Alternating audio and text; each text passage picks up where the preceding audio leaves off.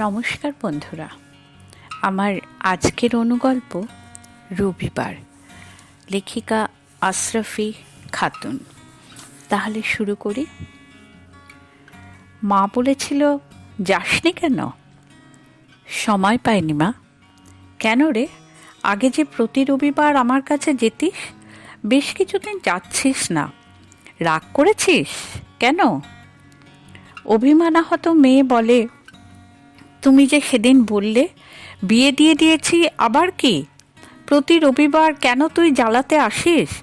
তাও আবার একটা কচি ছেলে নিয়ে চলে আসবে, আর ছেলেটা সারা দিন শুধু ট্যাঁ ট্যাঁ করে কাঁদবে। বহু দেখেছি, 10টা ছেলে মানুষ করেছি, এখন আর ভালো লাগে না। মেয়ে বলে, আমার কিন্তু 10 বছর পর এই একটাই খোকা, তাও কত দোয়া তাবিজ ডাক্তারপাতি করে। তবে মা বলেন, রাগ করিস না মা, জ্বালা পোড়া জীবন, কখন রাগের বশে বলেছি মনে রাখিস না মা। কিন্তু মা, আর তো যাওয়ার প্রয়োজন নেই। খোকন আমার খুব অসুস্থ, ডাক্তার জবাব দিয়েছে। তাই আমার কাছে আর কোনো রবিবার নেই।